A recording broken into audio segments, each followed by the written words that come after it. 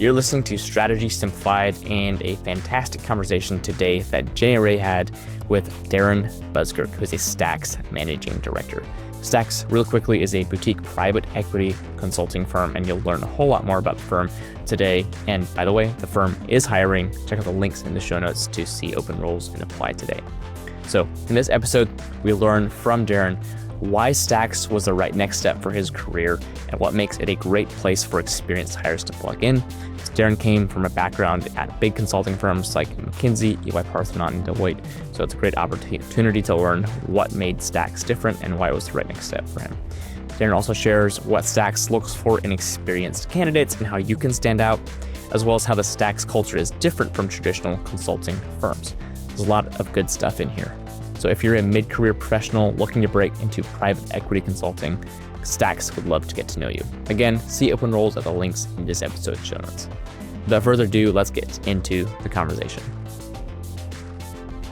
Hey, we're so excited to have Darren on. I'm going to start by introducing Darren, then I've got a series of questions. This is going to flow like a fun conversation. Darren, we're excited that you're here. And then we'll kind of, go a little bit live with some of those questions, as Japheth mentioned. So Darren Buskirk is a managing director at Stax, specializing in private equity and healthcare strategy. With over a decade of consulting experience, he's led over 100 diligence engagements across provider, HCIT, and payer-focused solutions, advising investors and organizations on commercial strategy and M&A.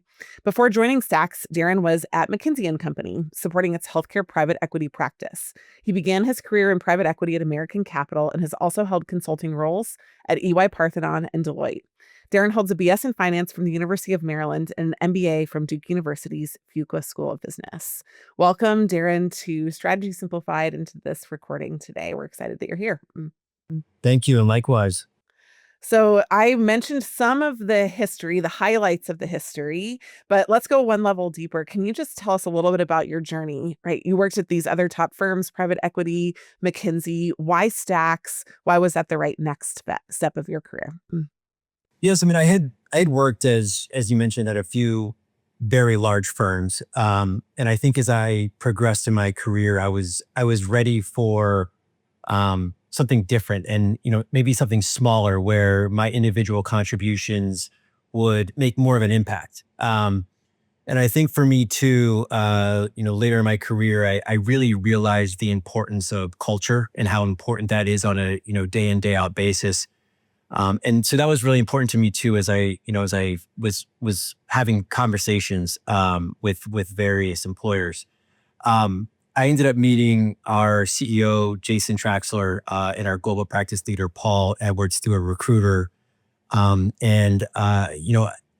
think just talking to them, we clicked pretty quickly. I bought into their vision, what they were trying to do, what my role would be here within Chicago as, kind of an office leader, as well as what they were trying to do with healthcare and other verticals.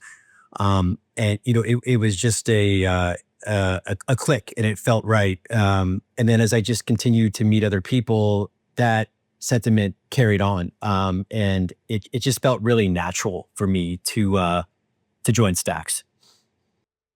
I love it. Can you start us back even further? Why the heck consulting in private equity? This is a very interesting kind of combo specialty that you had. And then as we're kind of talking about that, why did each of those roles you mentioned culture being differentiated at Stax, but what about the work? What is a little different about what you're doing now at Stax from the other experiences as well? Yeah, I mean, I think what's different about Stax is, so I'll answer your first question first. Why consulting? Why private equity? So coming out of business school, I'm not sure that I knew what I really wanted to do. And I think consulting is kind of an extension of business school where you can continue to dabble in various industries, functional areas, all that good stuff. And I think the typical plan for most people coming out of business school is, hey, I'm going to make it here 2 years. I'm going to get promoted to manager, and then I'm going to go do something in corporate. I think I might have missed the boat on that because I'm like 12, 13 years removed and I'm still here. But I think you just have to find the door, Darren. That's right. You just haven't found the door yet. That's right. So, I started consulting in more of that generalist mold and, was doing things around strategy, transformation, operations.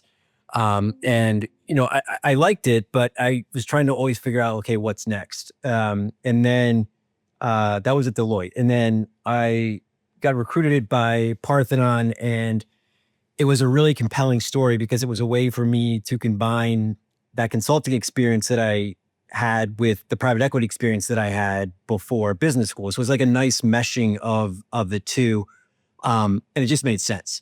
And I had always done a lot of healthcare work in the past. And, I felt like at that time that I had enough reps where I felt comfortable, and I knew I kind of wanted to pursue that path. So, that's kind of what led me to where I am today. And I think to answer your question around how Stax is different, from other firms and other consulting experiences, I think a couple things. One is we're a very flat organization. All of our people are accessible from the top down. Our junior people have have a seat at the table, and they're expected to contribute their thoughts during internal working sessions and other interactions with the team. It's not just, source these calls for us or take notes. I think they're genuinely contributing to the thoughts and the work that goes out to our clients. I also think we're very collegial, and we very much have a community in each of our local offices. So, we have in-office days. Generally, everyone is in the office at least 3 days a week, and for me, I think that's really critical for the development of our people when you're not virtual and when you're in person. And the way that plays out is someone sitting next to you can say like, "Hey, how do I do this survey? What are the best ways that, you've thought about this problem," or whatever else it might be. And you don't have to schedule a Zoom meeting to do that, right? You can just tap them on the shoulder. And then I think, it's also important for just, the health of our culture and organization. And, beyond just being in the office together, we're doing a lot outside the office. We're going to Cubs games, we're going to dinners. We just did an event a couple weeks ago where we did floor arrangements as a group. So I think those types of things continue to happen and, just kind of perpetuate that collegial atmosphere. And I think the last thing is, it ties into that too, is that we don't travel a lot. And, I think that that's very different from larger firms where you're on the road Monday to Thursday. I mean, when I first started in consulting, I was going to Hartford, Connecticut every week for months on end, Monday to Thursday. And people were only in the office on Fridays, if they were at all. And it's just very different here. I love it. Well, this may be a little bit belated because we've already kind of cracked this a little bit, but can you just introduce Stax, as if we were on a plane settling in and I said, what do you do and who do you work for? Can you just give me a little bit about the work, the value proposition for clients, and how y'all are building the business right now? Yeah, I mean, so the firm has actually been around for 30 years. Historically, we've been a founder-owned and founder-run business with a smaller set of loyal customers that use us consistently, and that we had a lot of success with. We've always been focused on the private equity sector. That hasn't really changed. What did change was in the fall of 2021, we ourselves got bought by private equity, and as part of that, they strategically invested in us to do what I consider really two main things. One is to verticalize our offerings. So what that means is, myself in healthcare as an example, we hired someone in technology and software that's a leader in the space. We have a business services leader. We have leaders across all these different verticals now that have really deep expertise that we can go to market to with our clients. And, that's how they organize themselves, is they organize themselves by vertical. So, you kind of have to be able to do that in market today. And then what else, another thing that we did was, we started to build out the matrix. So if you think of one side or axis of that matrix of being the verticalization, the other piece is our offerings. So we also migrated to building out a value creation practice to complement our commercial due diligence practice. And what they're doing is a lot more strategic work, generally still within private equity and for their portfolio companies, but we're also doing some work with corporates as well. I love it. Well, let's talk a little bit about this PEO focused work. When I went to Bain, they said, "Hey, you can do this rotation through the PEG practice," and I thought, "Oh, that sounds interesting." But honestly, I couldn't have told you exactly what it was, what we were doing, how long it was going to be, what the mix of work was going to be. So I'm hoping you can kind of go one level deeper on the work, maybe by highlighting 1 to 3 kinds of projects and then the pace of them, right? So, when do you get the project? How fast does it have to happen? Are these iBanking hours? Are these consulting hours? Are they somewhere in between? Right. Just tell us a little bit about the demands and the pace of what the kind of, month to month, day to day looks like for a PE project. Yeah, I mean, generally the sales lead times are pretty short. It's probably a week and a week and a half at most for a buy side. And then, if we're supporting a sell side transaction where we're working with investment bankers and management to build out a market study there, those can be a little longer in terms of the sales cycle. But, generally speaking, our engagements are faster paced. Our clients have bid deadlines that they're working towards. And, what that lends itself to is, pretty quick engagement. So our typical buy side engagement, for example, is about 3 weeks in duration. And for me personally, I like that fast pace because it's energizing to me, and it also allows me to kind of hit the reset button every 3 weeks. So, on any given week, I could be working on a physical therapy project, and then the next week, going super deep into electronic medical records and on the healthcare IT side of things. And no engagement is really the same. And, even being in the space for over a decade, I'm constantly learning new things every day. I love it. Well, let's talk a little bit about just Stax and other major consulting firms, because we would consider Stax a boutique with more of a kind of a focus on a specific client type and a project type, not based on size necessarily, but just specialization. So can you talk about how specialization works at Stax, how mobility works between offices or projects, how promotions work? Just talk a little bit about kind of the life cycle of a consultant and a couple of those attributes that especially might be different than some of the standard consulting firms. Yeah. So, I mean, I don't think specialization really is expected or occurs until our people get to the associate director level, which is, kind of two levels removed from managing director. And at that point, you're kind of expected to have a little bit of expertise in 1 or 2 areas. And, as part of that, you're joining sales pitches and you're contributing from a content perspective. But I don't really think that's expected or happens more until that AD level. We're a small firm, so, it's not hard to stand out if you're a top performer. And, this isn't a situation where you're going to get lost in the numbers by any stretch. And we're also very much a meritocracy. So we promote people when we think they're ready, which, I think is a little different compared to larger firms where it tends to be more tenure or time based. So, in those environments, you may see, well, you're doing well, but generally you're not up for promotion until 2 years. That doesn't really happen here. Those conversations are fluid and happen every evaluation cycle in terms of, is this person ready? Is this person performing at the next level? All those things. Let's talk about that one in particular. I had a specific moment in Bade that I'm thinking about where it felt like they kind of slow played some of the feedback, and it felt like it was stifling my acceleration through the firm. So instead of just kind of telling me when it was, they held it until an evaluation cycle. So how often is an evaluation cycle? And do you have a story of somebody who kind of just blew through a few of them, right? Who came in and you were just like, well, and maybe this is you too, Darren, right? But kind of started it somewhere and just, it was way faster than they would have been in somewhere else. Can you just kind of give us a little bit of a bit more clarity on that? I think that's really interesting. Yeah, I mean, so to answer the evaluation question, we do them twice a year formally as a entire organization, and those happen in the summer and again in the winter. And as part of those, that's when you can get promoted. That's when you're eligible for a promotion.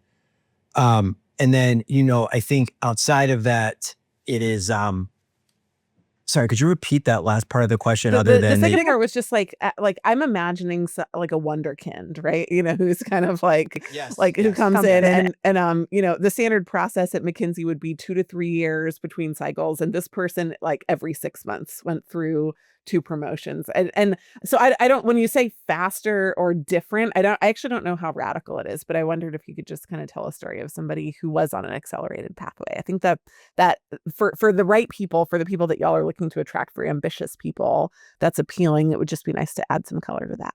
Yeah, I mean, I think, we certainly have people that will elevate to the manager role or the senior manager role, for example, in a year. And not 2 years. And I think 2 years generally at a level is kind of standard as you're progressing through. It may slow down as you get to, to MD partner, whatever it is.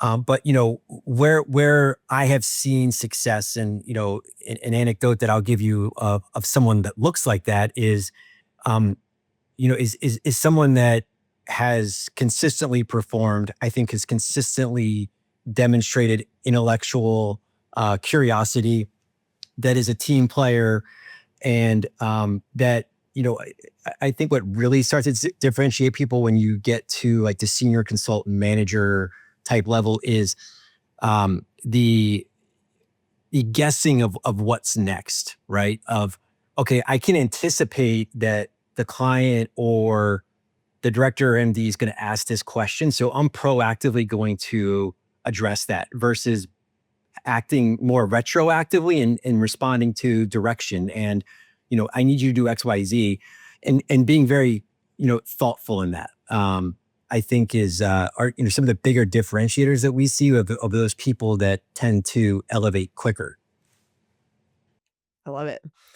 Also, just for everyone's clarity, you mentioned that the associate director is 2 steps kind of under managing director. I know a lot of the positions y'all are hiring for manager, senior manager positions. How far is it from those senior manager positions? Can you go the other direction for us? Yeah. So, I mean, it goes, I'll start at associate consultant. So we go associate consultant, senior consultant, manager, senior manager, associate director, managing director. Darren, when y'all sell, one of my missions in life is to have conforming titles at firms, because banks somehow figured this out and consulting firms cannot get their act together. So when you sell and you're hanging out, in the Hamptons or upstate at your lake house somewhere, I want to get together. This is my mission. I think you can help me with this. Yeah, I mean, I've been a vice president, a senior manager, a director, and I completely agree with you. There needs to be some uniformity there. I love it. Does your resume pass the 7-second test? That's right. Your resume has just 7 seconds to make an impression on a recruiter. So that means your resume needs to be amazing. It needs to be killer. It needs to be fully optimized. So it does what it needs to do, which is to convert your interaction, your impression into an interview. Don't leave your future up to chance. Work with a management consulted resume and cover letter editing team to edit your application docs today. Our team works tirelessly and meticulously to look at every single letter, word, number, line, bullet point, and section on your resume so that it's optimized for consulting so you can maximize your opportunities. Work with us today via the link in this episode's show notes. Fun fact, over 80% of editing clients land at least one interview with their transformed docs. We'd love to work with you. Again, check out the links in the show notes to learn more and purchase today. Good. Yeah. One of the questions that came up in our call on Tuesday was like, is it okay for you to take a X position if you were at a manager position? And I said, it depends on whether you managed anybody or not, right? Because even in industry, there's this like idea of being a manager is just a tenure thing. It's not necessarily what you're actually doing. Total tangent. So we can keep going back to talking about Stax. But anyhow, I think our real focus here is going to shift to mid-career professionals, kind of in light of what I was just talking about. This is a lot of the conversation, the light that I think you can bring here is just around why somebody should come to Stax, maybe from another consulting role or maybe from an industry role, and why that like mid moment inside your career is vital and why Stax is the right place to do that. So what are a couple of reasons, two or three, why Stax is an attractive option for a mid-career professional specifically? Yes, I mean, I mentioned the one, I think the meritocracy piece is big, and it allows for rapid mobility if you are a top performer. I think a very obvious one too is that, you get a chance here to participate in the building of something. We're smaller, but in a rapid growth phase. And, to me, that's pretty exciting. We get to basically mold what the organization looks like, right? So, for me personally, that's, I've had a hand in recruiting and how we think about recruiting, how we think about project economics, and how we should be considering a project over another project and kind of making those decisions. And there's really anything that you could think of, whether it's the talent piece, the office culture piece, the financial side of how we account for our P&L, like there's an opportunity there for you to mold and participate in that. Whereas, you can imagine at any other organization that's a lot larger than us, that's already rigid. Those are set in stone. And I think the other thing that I would mention too is that we alluded to this a little bit earlier too, but you get to constantly explore different industries, right? So if you're in that mid-career stage like I was, where you don't know what you want to do next, or you don't know what industry you want to play in, you're going to get 15, 20 reps across industries in a given year, which is a ton of exposure in a very condensed timeline. I love it.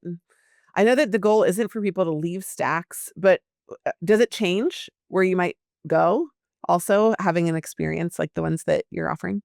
Yeah, I mean, I think we put people into private equity roles, and then we also put people into a lot of strategy roles. So for example, I actually had coffee today with one of our employees that went to a PE-owned chain of veterinary clinics, and he's now owning, I think, the P&L of 20 to 30 different vet boxes. So, it was really great to hear how, he's been able to meld that strategy experience that he got here with now P&L ownership at a different place. So I think, it's really an accelerator for people, even if they don't want to stay in consulting long term. I love it. Well, let's just talk a little bit about who fits, right? Degrees, experience, brand name, no brand name, skills that people are bringing, right? Tell us a little bit about what some of the parameters are that really make for a successful hire for y'all. I mean, I don't think there's any gating degree requirements. So, you don't have to have an MBA, for example, to come in at the mid-level. I think what is important is that piece I talked about earlier, that you're intellectually curious and, you're constantly questioning the state of whatever it is we're looking at, or, whatever you heard on a call. I think it's also good for someone that thrives in a fast-paced environment and kind of feeds off of that. And then, the third element is, I think you've got to be a team player. Everything we do is in teams, and you're always part of a team. So if you're collaborative, it's going to be, that much easier for you. I love it. Okay, let's talk about who's not a great fit. I'm sure we've been in those interviews, right? where somebody self-describes in one way, but you can kind of see maybe that they're not, or they ask a question and you think that was not the right question because you didn't get the culture. What qualities, work styles, et cetera. What are some things that just really don't align? Either people that you didn't hire or people that you did and regretted it. Yeah, I mean, I don't have specific anecdotes there, per se, but I think there are some common themes. So, if you want to be in a predictable role where, say you work in accounting at a corporation, you can kind of look out over the course of the next year and pretty much guess what your day-to-day is going to look like and what you're going to be working on. And if you value that predictability, stability and what your day in and day out look like that's probably not going to be a good fit for us where, like I said, we're constantly hitting refresh and looking at something new. We also don't do a lot of longer term projects. So, it can be hard to forge deep relationships with clients when we're not on site with them, for example, 6 months out of the year where, we're hybrid like You're not in three. Hartford, Connecticut, baby. Right. Exactly. And Or so Stanford. Did you say Hartford or Stanford? Hartford. Yeah. Okay. Hartford. And also like those that don't like working in ambiguous situations where, there's a little bit of, hey, you got to figure this out and put some thought into it versus a very structured approach. And I know exactly what I have to do to get there. I love it. Well, let's just I'm going to put you in like uncle mode, cool uncle mode. Give some advice to the cats running around on the call. We know that Stax is growing quickly. We know that you're actively hiring. In the show notes there are links for actual hiring. But advise people, right? What do top candidates do in the networking process? Do they network zero? Do they network some? Could they network too much? And about the application process, right? What are a couple of features that are both do's and don'ts for the application process specifically? Yeah, I mean, I think it's really important to research whatever company is that you're interviewing with. And, you don't have to be able to recite the company's history, but if you know broad strokes about the industries that we serve, for example, and our offerings, it just shows more genuine interest than if you come in and you're kind of guessing at what that might look like. And then I think on the interviewing or on the networking side of the equation is when you're talking to someone, especially early on, it's always good to ask, who else should I talk to? Who else would be a good person for me to talk to about value creation or, software? Because you don't seem to do a lot of that. And being able to have, that handoff just creates more of a network and a support system when it comes down to, should this person have an offer? I love it. I'm thinking of on the don't side. One of my good friends is Keith Bevins over at Bain. He's in the recruiting group, and he specifically put in one of the recent hiring posts, like, please don't reach out and ask us for 15 minutes to talk about the role. Like, the job is pretty clearly defined. And I loved that he did that. It's probably our fault that people are asking for that because we've encouraged people to do that over time. So where do you fall? Team yes, team no? Should people reach out? Do you think it's beneficial both for them and for you, or would you rather have them just apply and go through the process after that? I think if I had to pick, I would definitely say network, but network strategically, right? Like it's not a boil the ocean exercise. I mentioned, who else should I talk to? When you're asking that question, you're asking for that connection. You should have a genuine reason for wanting to do that, not just to check the box, right? So to that extent, I think it is important, and I think it's just going to set you that much more up for success when you get to the interview process and the offer decision process. But I wouldn't overdo it. Love it. Well, let's talk about interviews. For mid-career professionals, what should candidates expect? Should they expect cases? If so, how many? A digital assessment, et cetera? Yeah. So generally, there's going to be a couple of interviews that are more behavioral in nature. So tell us about your experience. Tell us why you're interested in Stax. The work that we do. There's generally a case study, depending on level. That can be an Excel-based case study, or it can be more of a high-level market sizing study. And that just depends on what level you're getting at. And then, kind of as you migrate through that process, then you get to an end point, and there's that decision point. Love it. Okay, great. And then if you could advise anybody who's kind of in that mid-career professional mode, what's one piece of advice that you wish you would have known when you were considering a career pivot? Something you're either glad that you did, spontaneously or naturally, or something that you wish you would have done. Right. I mean, I would not lose sight of that they're interviewing you, but you should also be interviewing them, right? I mean, I talked a lot about culture earlier. And when I was in business school, I always asked, how's your culture? But I never knew, I never really knew what I was asking. I just knew I was supposed to ask that. Whereas now, culture is paramount. So I think, to that point, as you're interviewing them, get a feel for their people and their working styles. And, is this an environment where it seems like I can thrive?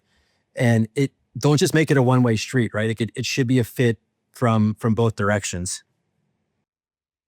I love it.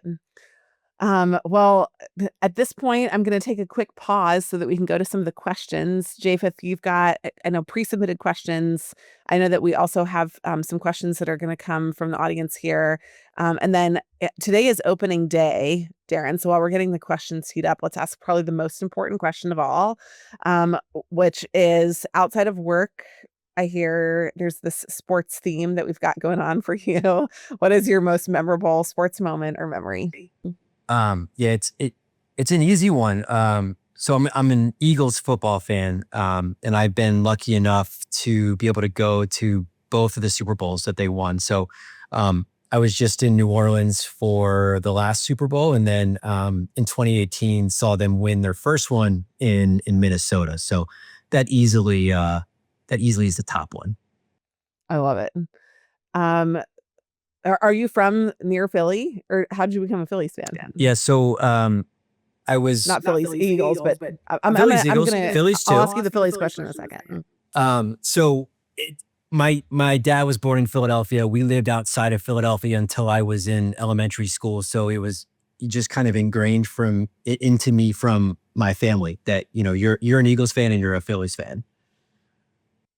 I love it. Okay. Second most important question, more important to me, Chicago pizza or New York pizza? Explain. For me, it's probably Chicago. I'm not a native Chicagoan, so I'm not super biased. But I actually like the thin Chicago pizza, not the deep dish, which I think gets all the publicity. But I think I would probably lean Chicago. Okay, wait. Thin Chicago pizza. You're gonna have to explain this. This is a mind bender here. Yeah, it's kind of like what you would maybe like call tavern style. It's thin, it's round, and it's kind of like cut into squares. One of the bigger under the radar places here is a place called Pequod's. That is, like, if you're a local here, it's famous. So I like going there. Not a big Giordano's Limonades fan. And yeah, I like the thinner crust. I love it. So you're basically just like, hey, New York pizza, but in Chicago. That's really what you're saying. Sure. You can push back, Darren. You can push back. I know you do it 100 times a day on the PE folks that you work with. Well, good. Well, let's go to the questions. We'll have some fun with some of the questions that the audience submitted. So, Japheth, can you kind of launch a couple of those questions Darren's way? Yeah, let's rock and roll. All right, we'll just start with some questions related to kind of the life and culture at Stax. So, for a new hire, what are the first 30, 60, 90 days look like at the company? What type of work, projects, etc. Are you going to be staffed on? And the results? Yeah, I mean, I think so. From day one, you're given two things. One is a mentor who is, kind of responsible for your coaching, your professional development. They're the ones that represent you at performance review meetings, etc. And then you're also given a buddy who is generally someone at your level, but they maybe been here for a year or two. And the idea of that person is that, they can be a safe space where you go and ask your questions that maybe you wouldn't ask your mentor. So I think what we try to do is provide a lot of support very early on. as far as what your first project looks like, it's, you're going to be attached to one of our teams. Um, Generally, it's more of a shadowing role of this is, kind of what the role looks like. This is the expectation of what this role looks like. And, you might be supporting a work stream or a work stream leader, but, you're not necessarily owning it. And then I think, beyond that, in terms of what expectations are for the first 90 days, I don't think it's anything crazy. We just kind of want you to act as a sponge and take it all in and be able to be set up such that when you are given responsibility and ownership of a piece of a project that, you're ready to deliver. I love it. Just be a sponge. Great advice. Great career advice for sure. Amazing. All right. Next up, beyond the PE focus, how does Stax invest in the professional development? And the specific question is referencing managers to help them remain at the forefront of industry trends and deliver cutting-edge insights to clients. Yeah. I mean, I think the most relevant part of that is you're going to, to be on the cutting edge and to understand industry trends and all that stuff, like that's going to come organically through project work, right? And, especially as a manager where you're getting reps across different industries and a lot of reps, I think you're just going to get that on its own. Beyond that, our managers, senior managers tend to work on a lot of thought pieces and white papers that go out into the space. And there's research that's part of that, that's secondary, that can be primary in nature. So that's another avenue. And then I think beyond that, as it relates to professional development, we offer kind of a series of learnings. So for at the manager level, it might be a class on how to present better, or it might be a class on project economics and how you monitor them, or team makeup and how to develop the junior people that are on your team, things like that. I love that. Thanks for the color on that question. All right, next, what do you see as the most critical differentiator between Stax and other top tier private equity consulting firms? Today, you've talked about the kind of smaller size, the culture, et cetera. Is there anything you want to add to this conversation? No, I mean, I think it's really that. I mean, it's the scale, it's the ability to make an impact at the individual level, and be able to, like I said, build something. And I think too, because we're small enough, there's not a lot of red tape and there's not a lot of politicalness to, our organization and what that looks like. So, to me, those are all pluses. JP, I'll add one from the chat, if that's all right. So, Darren, we know that the opportunities right now are just in Chicago, Boston, and New York, the manager and senior manager roles that y'all have posted. Can you just talk a little bit about your offices? If somebody's a little bit, location agnostic, how would they understand the differences between those offices? I mean, they're pretty similar. I mean, we're going to be doing the same type of work cross office, and we staff teams cross office, right? So I have a team right now, some are in Chicago, some are in Boston, and I think we have one in New York. So the work isn't different. I think what might be a little bit different is size and feel. So we started in Boston, grew up in Boston, and that's our biggest office. Chicago's second. I think we have 30-ish people here on an FTE basis. And then New York's our smaller office. It's probably 15 to 20, I think now. So the work is very similar. I think, it's just in terms of feel and size, it can be a little bit different across offices. Awesome. Back to you, Jay. Beautiful. All right, moving on to a couple of questions around, like, does my specific background fit in with Stax? And the first is, do you need to have a private equity background or have PE specific experience to be considered for a role with Stax? Yeah, I don't think you necessarily have to have I don't think there's a prescribed formula of, you you need to have private equity experience in, commercial due diligence, and you need to have been able to do 20 or 25 of them. I think it's more about, can you connect your prior experience to what we do here in a meaningful way that, is a compelling story for us. So, I don't think that means you have to have had private equity experience or a commercial diligence experience, but maybe you worked in corporate development at another organization and you did a lot of M&A as part of that. Like, that's a great fit for us. It's not one-to-one. You have to come from exactly what we do in that kind of background. But it sure doesn't hurt to have M&A, PE, VC, any of that experience is what I'm hearing. That certainly won't hurt. Darren, you're the poster child, right? They need to have PE experience and consulting experience and some healthcare background. Like you had it all. Yeah, I think that just a luck of happenstance. But yeah, that's kind of the way the cookie crumbled there. No, that's fine. Japheth, I just want to add one more question from the chat about previous consulting experience versus other corporate functions. Darren, you mentioned corporate development, where you're really focused on M&A and deal making. What about other just kind of internal corporate roles? So like life science, healthcare, commercial roles. How would you think about that? Yeah, life sciences is a great example. I think to the extent that you have specialization and, you can talk about the pharma ecosystem and, have experience with things like CROs, CDMOs, those deep dive topics. That type of technical expertise, I think, stands out as an important part of the evaluation process. And, that is a great example of life sciences.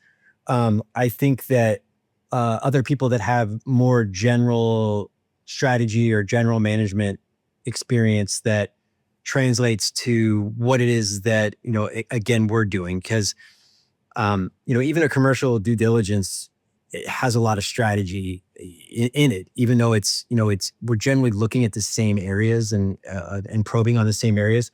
There are things like growth opportunities. And if we were to acquire this business, what are the 5 avenues we might want to explore? And having a strategic background, I think, very much lends itself to that part of the work. Makes sense. Okay, let's take another question. And by the way, folks, this is kind of open Q&A time. So the chat is open. Please pop in your question and we will answer as many as we can. All right, next question is about advanced degree candidates. Do you hire advanced degree candidates? I'm gonna assume the answer is something along the lines of, it depends. So maybe going a little bit deeper, for an advanced degree, let's say it's a non-MBA advanced degree, how can they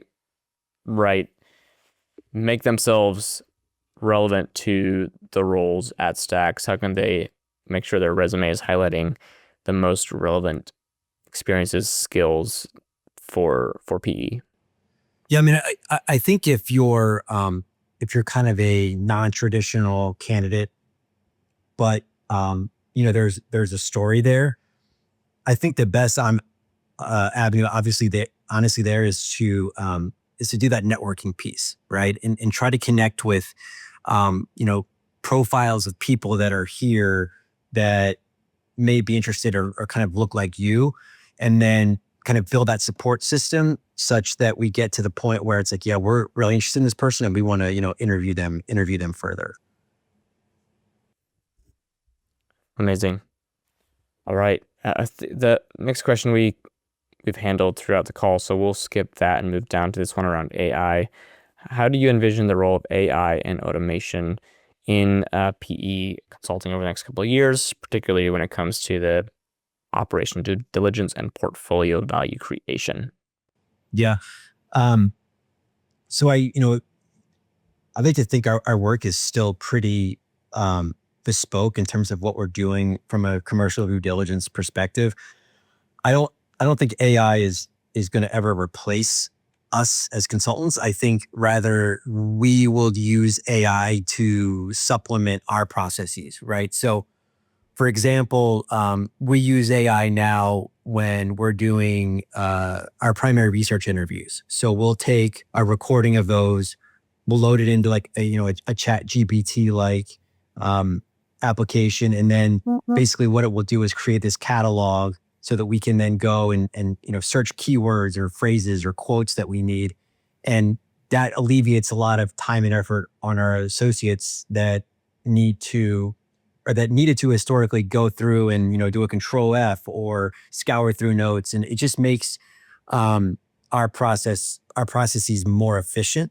So it's kind of one way that we're starting to use AI. I still think it's a little bit in its infancy in terms of how it's going to fully impact us, but yeah, that's one example.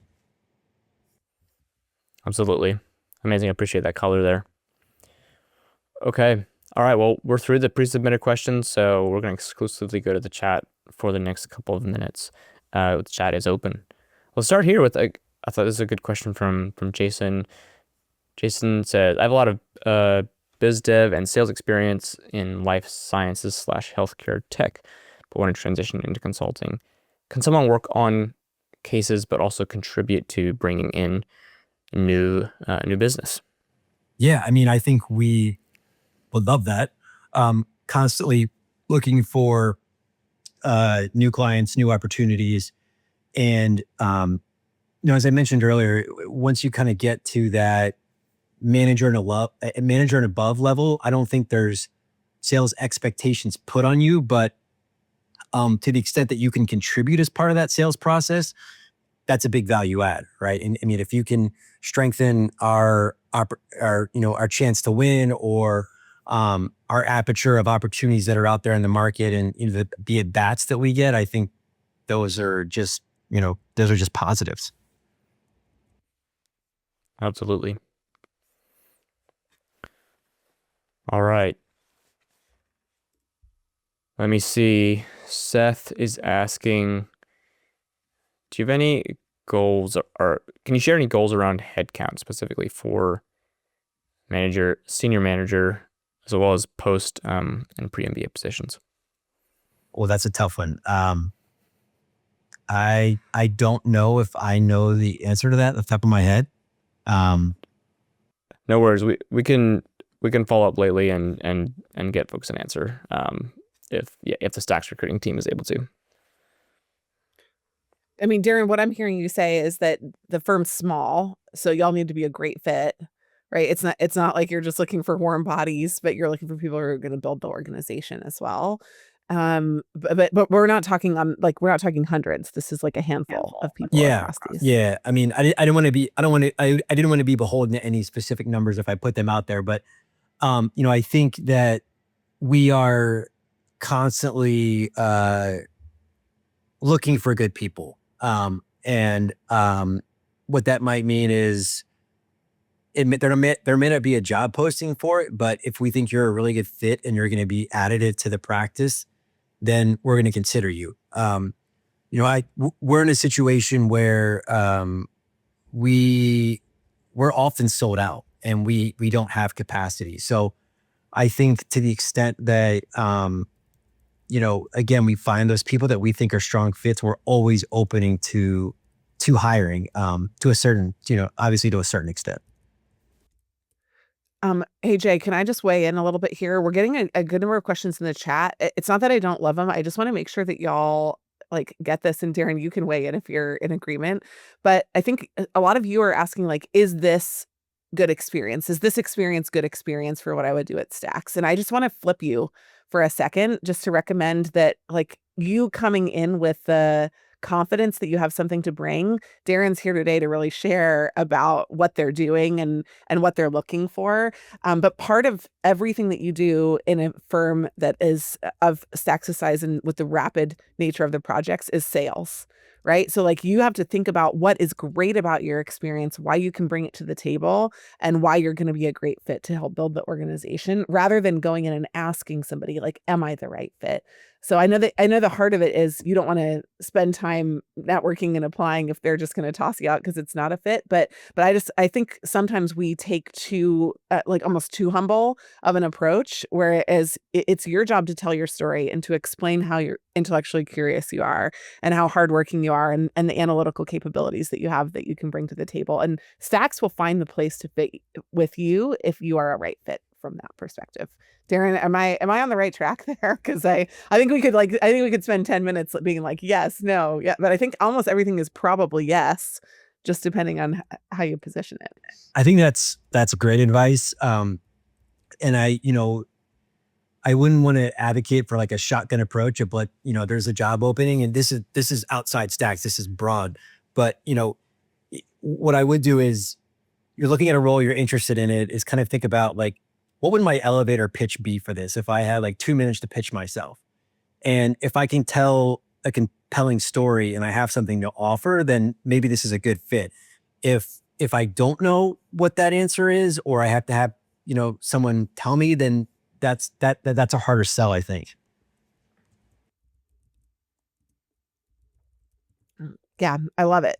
Jay, I know that there are a couple of other questions like that, but I wanted to make sure that we blanket that, because for those of you that are like, am I a fit, yes or no? If you don't know the answer to that, that's part of why we did the call today, right? Is to have you hear and extrapolate from the things that Darren said that they're looking for characteristics wise, whether that's you or not. Are you curious? Do you like fast-paced projects? Are you willing to learn anything? Will you work on teams really well? Do you have analytic capability?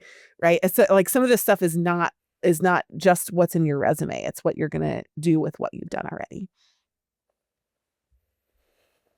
That's good stuff. Cool. We got a question as a direct question to me. I thought it was a good one.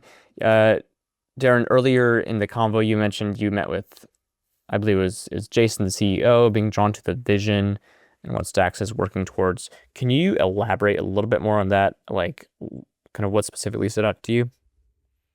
Yeah, I mean, I think what he described was a lot of what, I described earlier in terms of what I liked about the company. I think, it was his vision for, we want to create a flat organization. We want to create a community of at the local office level. And, we basically want to be an employer of choice that people want, to work at, that people enjoy going to work every day, and that is also delivering really good work for our clients. And it's not that complex of a formula, but I think executing on it can be difficult. And I think, almost getting in, I wouldn't call it the ground level, but above the ground level, and being able to help reinforce and forge that was really what compelled me. Amazing. All right. Important question. This one is from me. Really, really important. I'll be in Chicago next week along with Jenny Ray. You mentioned Pequod as a pizza spot. Is that the spot, or are there any other places we definitely need to check out for some, thin slice Chicago pizza? It is it's the local secret. Pequod's is. So I would recommend that for sure. That's in Lincoln Park. And then there's another place on the south side called Vito and Nick's that also is that kind of tavern thin crust style that I really like. So those are my two favorites, I would say, in Chicago. I love it. I love it. Darren, can I just close off the call by asking a question that I got privately in the chat, which is a really good one. Should people reach out to you? Should they reach out to somebody else internally if they're interested? What would you kind of provide as advice for the best next step for folks that are on the call today who have self-qualified and said, yeah, I think this is what I would be looking for? Yeah, I mean, I think the best way to start that process is to reach out probably to our recruiting team and introduce yourself that way. That's what they're doing day in and day out, and ensuring that people aren't getting lost in the shuffle and all that good stuff. And I think that's the best way to kind of formalize your candidacy. So generally speaking, I think that's probably the best first step. Amazing. We'll make sure we include the relevant links and emails when we share the recording with everyone. Cool. All right, January. Well, I think we can land the plane. Awesome. Well, thank you so much, Darren, for coming on. Stax is an incredibly impressive firm. We're so excited to be able to share a little bit more under the hood about what's happening. Your experience is fascinating.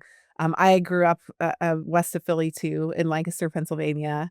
But we were kind of in between the Baltimore teams and the Philly teams, so I spent a lot of time and watching the Orioles. I'm old enough that Cal Ripken was still playing when I was growing up. But anyhow, it's fun to connect and hear your background. And now I'm gonna have to try the pizza. So other than the great things about Stax, I feel like we got a lot out of this time together. Thank you so much, Mark. Yeah, thank you. Thank you for tuning into this conversation with Darren Buskirk of Stax. Make sure to check out the open roles that Stax has right now via the link in this episode's show notes, and follow the company on LinkedIn, Instagram, etc. Really great firm, lots of opportunities for accelerated career growth and professional development, and just a great all-around culture. If you're enjoying Strategy Simplified, please leave us a rating and review on Apple Podcasts or Spotify or wherever else you're listening to help the show reach more listeners. Thank you in advance. It just takes like 15 seconds, so go do it right now before you listen to your next episode. Thanks again. We'll catch you on another episode soon.